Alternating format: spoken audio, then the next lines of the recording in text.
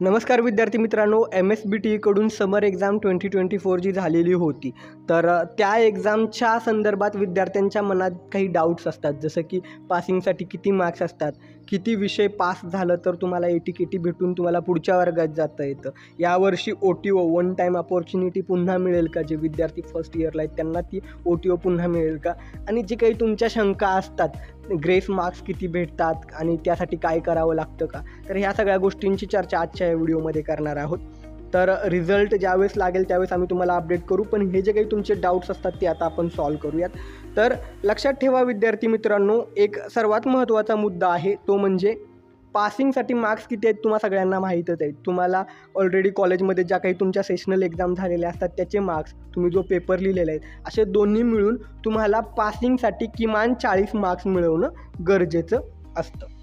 आता जे काही 40 मार्क्स तुम्हाला मिळवायचे आहेत, तर त्यासाठी तुम्ही पेपर कसा लिहिला आहे, तिथे तुम्हाला किती स्कोअर येतो आणि तुम्हाला इंटरनली किती मार्क्स दिलेले होते, जे काही तुमच्या सेशनल एक्झाम आहेत त्याशिवाय इंटरनली जे मार्क्स दिले जातात, या सगळ्याचा अंदाज लागून तुम्हाला लक्षात येईल.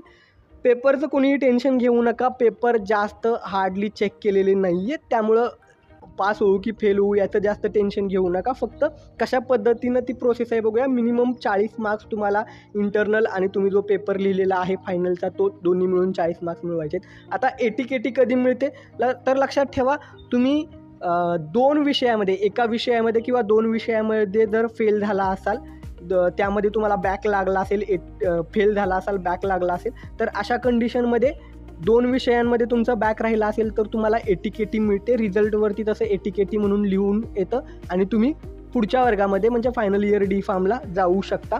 आणि फायनल इयरचे पेपर देत असताना, कॉलेज रेग्युलर करत असताना तुम्ही हे 2 विषय नंतर सोडवू शकता.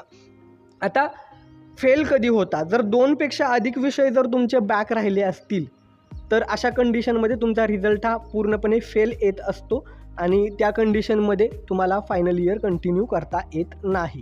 रिझल्टवरती तशा पद्धतीनं तुमच्या लिहून मेन्शन होऊन येत असतं.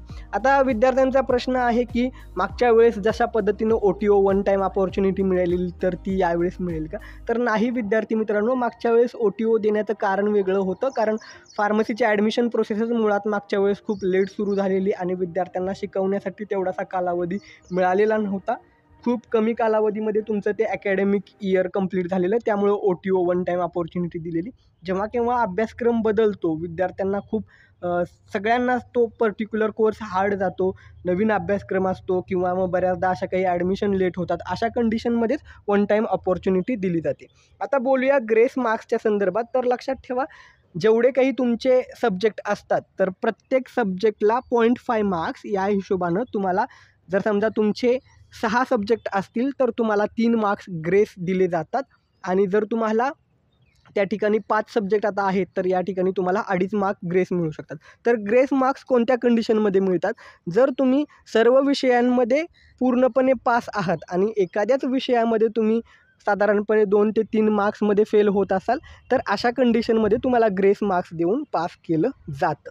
तर लक्षात ठेवा, हे ग्रेस मार्क्स द्यायचं नाही द्यायचं हे कोणी इंडिव्हिज्युअली ठरवत नसतं. तुमचं सॉफ्टवेअर जो आहे, जिथे जे काही शिक्षक आहेत मार्क्स एंट्री करत असतात तुमचे पेपर चेकिंगनंतर, तर ते मार्क्स ज्यावेळेस एंटर होतात त्यानंतर तो सॉफ्टवेअर स्वतः ॲनालाइज करतो आणि त्या रूल्सनुसार जर तुम्हाला ते ग्रेस मार्क्स लागू होत असतील तर तुम्ही पास होत असता.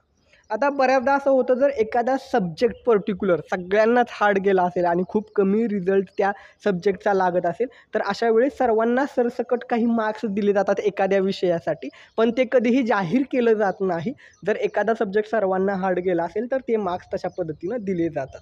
आता ग्रेस मार्क्स असेल किंवा हे अशा पद्धतीने सर्वांना सरसकट जर काही वेळा मार्क्स दिले एखाद्या पर्टिक्युलर विषयामध्ये, तर हे तुम्हाला त्या ठिकाणी कोणी त्यासाठी तुम्हाला वेगळी प्रोसेस करायची नाही, त्यासाठी कुठंही तुम्हाला अर्ज किंवा ॲप्लाय करायची गरज नाही. ती सिस्टीम जनरेटेड, सॉफ्टवेअर जनरेटेड या गोष्टी होत असतात.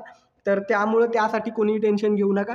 आणि आणखीन एक मुद्दा, बऱ्याचदा असं होत असतं, अनेक ठिकाणी असं घडलेलं आहे की ज्यावेळेस ऑनलाईन पद्धतीनं निकाल जाहीर केला जातो, तर त्या निकालामध्ये बऱ्याच जणांना एखाद्या विषयामध्ये AT-KT दिसते किंवा फेल रिझल्ट येतो आणि अंतिम मात्र जर 1-2 मार्क्सचा विषय असेल आणि ग्रेस ज्यावेळेस मिळते तर तुमचा जो फायनल रिझल्ट तुमच्या वर्गामध्ये येतो, क्लासमध्ये, तुमच्या कॉलेजमध्ये जेव्हा तो रिझल्ट पाठवला जातो त्यावेळेस मात्र अनेक विद्यार्थी त्या निकालामध्ये पास झालेले असतात ग्रेस मार्क्स मिळून. तर 1-2 मार्क्सचा विषय असेल, तुम्ही त्या ग्रेस मार्क्ससाठी इलिजिबल असाल तर त्यावेळेस ते तुम्हाला ग्रेस मार्क्स आपोआप मिळत असतात.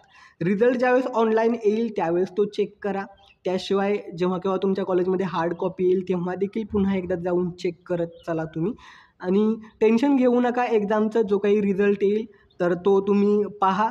आणि सर्वांना तुमच्या रिझल्टसाठी शुभेच्छा. तुमचे डाऊट सॉल्व्ह करायचा मी प्रयत्न केलेले आहेत. अजून काही शंका असतील तर ते खाली कमेंट करा. पुढच्या व्हिडिओमध्ये ते तुमचे डाऊट सॉल्व्ह केले जातील. धन्यवाद.